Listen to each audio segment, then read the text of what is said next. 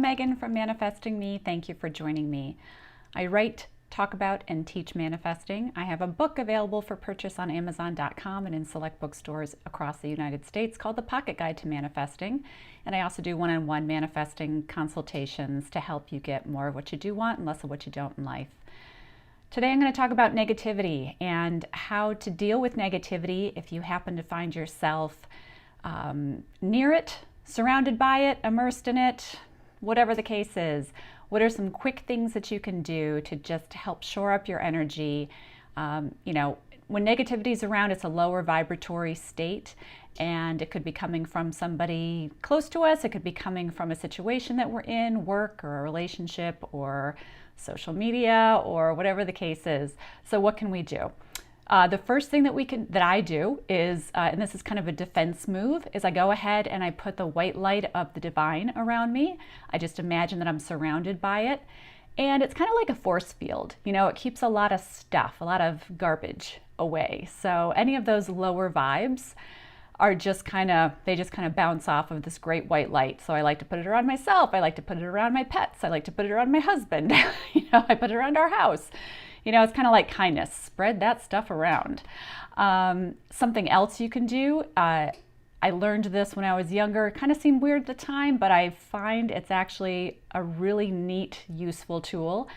I imagine that I have, along with the white light sometimes, I imagine that I have a cylinder, like a cylinder type of shape, mirrors around me, mirrors that face outward.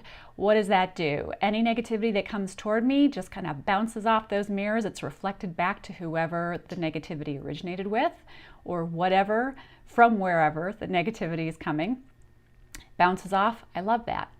And it's kind of one of those, I go back to when I was a kid and what we used to say, somebody's, saying insults, and we'd say, I'm rubber, you're glue, whatever you say bounces off of me and it sticks to you.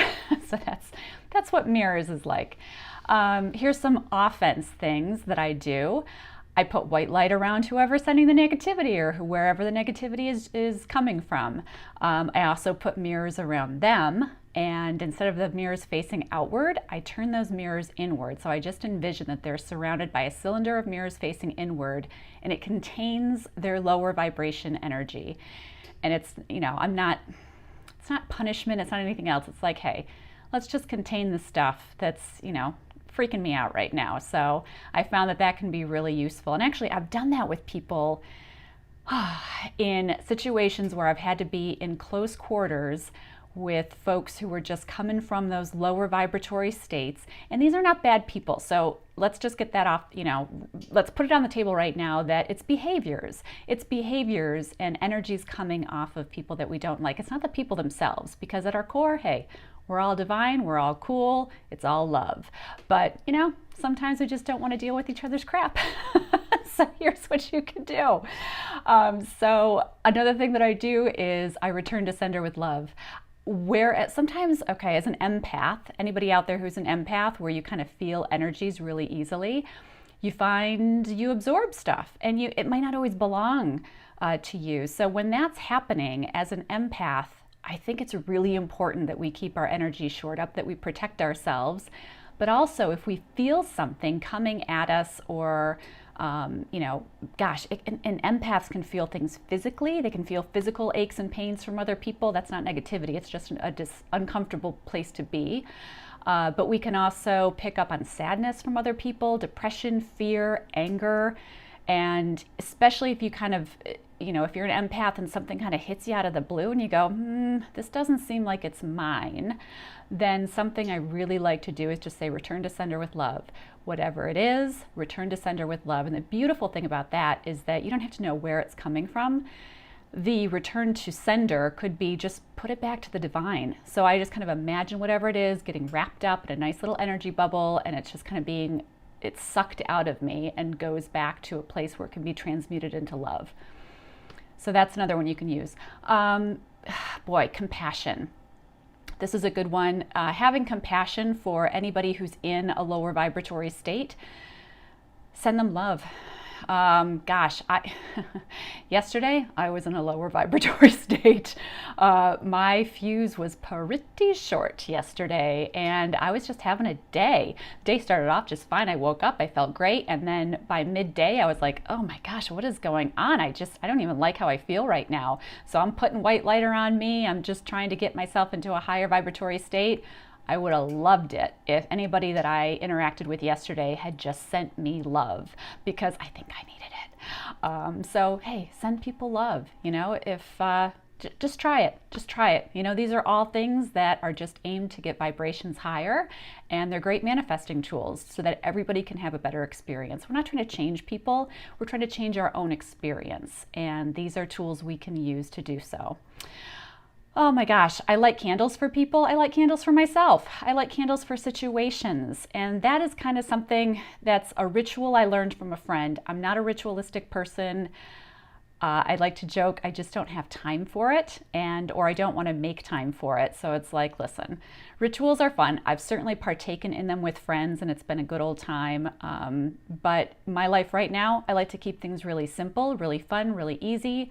So sometimes I'll just grab a tea light and I light it, and I put whatever energy I need to into that tea light, and I light that candle. It could be for somebody, it could be for something. And tea lights usually take about 5 to 7 hours to burn through. I let it burn through on its own. I've seen some really interesting things happen. I actually had somebody reach out to me, somebody who was suffering from who had cancer. I'll say it. I don't always like to say that, but somebody who had cancer, and they had said, will you please pray for me? And I said, I'll do you one better. I said, I'll light candles for you. And I had done that, for a couple weeks consistently, and just poured all of this love and all of this healing energy into this candle for this person. And I'm not claiming any of this. It's like, this is just something. They came back and they were like, oh my gosh, I went to the doctor, and the doctor said the cancer's in remission. It's amazing. I think the candles worked. So you never know. Just, try it. It's at the very least, you've got some nice candlelight in your house. Everything looks better in candlelight. What else can we do? So here's something that I've done. If the negativity is really strong, and especially if your sensitivity level is high. So for empaths, it can just be really uncomfortable to be around low vibrations, because very quickly you can kind of get caught up in it and dragged down. So remove yourself from the negativity. If your social media feed feels particularly negative during a given time, just opt out. If you're around people, see if you can just take some quiet time for yourself. Don't return the call, don't return the email. Just disengaging from it can be real helpful. And the last thing I'll say is another thing we can do is manifest the state that we actually want to be in. So we're feeling negativity, it seems like it's in our life, and we're like, oh, this is really uncomfortable, I'm not digging it.